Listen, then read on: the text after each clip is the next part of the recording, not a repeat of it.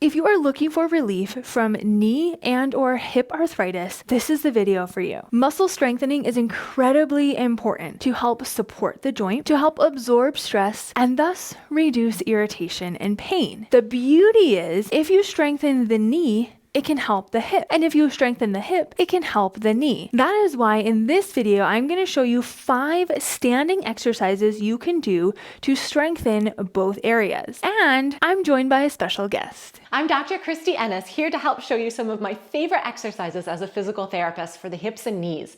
You can hop over to my channel to see part 1, where we go over the seated exercises. So let's get started. For this first exercise, if you start with your feet together, take one small step forward. So now I'm in a staggered position, one foot is in front of the other. I like to use my hands to physically help to push my hips back, but I want you to think about relaxing your knees and then pushing your hips back. When you're doing this knee will relax or bend slightly more. You may also feel a stretch behind the leg of the front one. Push your weight through this back heel using your hamstrings and using your glutes to stand up. This is helping to work the backs of your legs, which help to support the knee, and then your glutes, which help to support the hip. I like to complete about 10 to 15 here. You can play with your foot position. If it does feel awkward, you can move your foot closer. And then you will switch the orientation of your feet. Now my opposite leg is in back. Keep your feet even and then just take a small step forward. Sit your hips back. Feel a stretch in this front one. Activate these muscles of the back one as you stand up, especially the backs of the legs and the glutes. Sit your hips back and then press up. We're going to work on stretching the front of the hip and strengthening in through that thigh. So you need a 1980s Reebok step. If you don't happen to have one of those, you can use a step stool, a regular step that you have at home, or even a good old-fashioned phone book or textbook. If you have a phone book, then you're my age or older. So you're going to take one foot and put it right up on that step. If you need to, make sure that it's the right height for you, right? So this might feel good for me. You might need a little lower or a little higher. Either way is okay. I'm going to bring this back foot fairly far back. From here, I'm going to tuck that pelvis underneath me. And just doing that, you should feel a stretch right in the front of that back leg. If you can, and it doesn't hurt the knee, you can bring that back heel up. And then I'm going to shift my weight forward a little. So now I'm working those muscles in the front of that thigh. Notice my back is nice and upright. I'm not really arching and I'm not leaning forward. I'm really thinking about pushing my hip forward. And then from there, we can even get a little bit of a hamstring stretch if you come all the way up. Bring those toes up and then shift those hips back.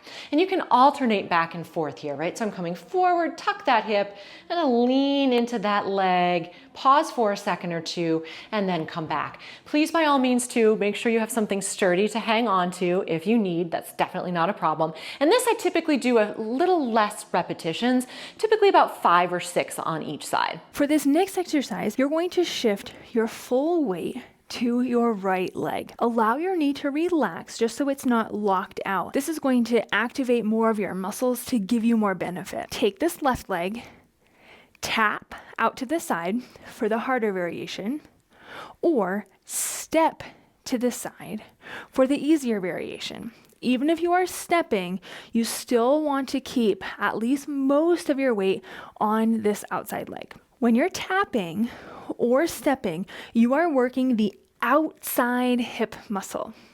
This muscle is incredibly important to support the hip joint, but also to help control the knee, especially if you notice if your knee's starting to dive inwards or your knees collapse in as you stand up. These can be signs that you have some weakness there.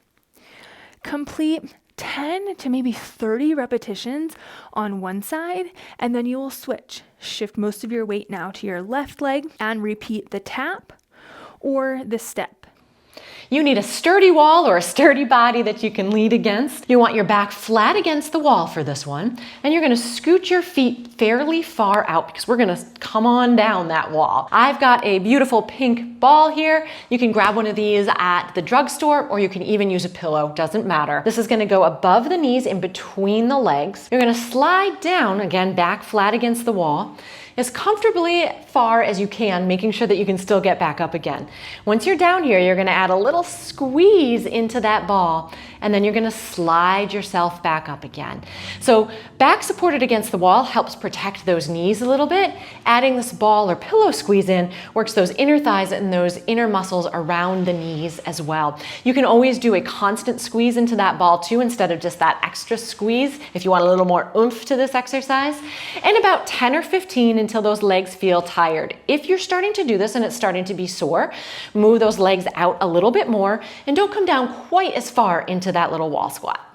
Lastly, we're working on muscle power, which is generating strength quickly. Start with your feet a little outside of shoulder width. Relax your knees just so they're not locked out. You're going to interlace your fingers just like this, or you can clasp your hands just like this. Truly, whatever's more comfortable. Let your hands dangle in front of you. Sit your hips back. Now, as I sit my hips back, my hands are just coming closer to in between my legs. Push up through your heels as you stand up nice and tall to bring your hands in front of you. I will show you from this side. Sit your hips back, and then use your heels, use your glute muscles to help bring you into standing. This exercise is again working the glutes, the powerful muscles that help you to walk, climb stairs, and to support the hip. You're also working the thighs that help to straighten the legs. As you sit your hips back, you will get a little bit of knee bend, and the backs of the legs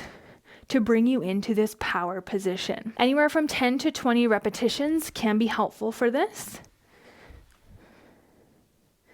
Allow those knees to unlock and straighten. One thing you want to be careful of is making sure that you're not overly extending.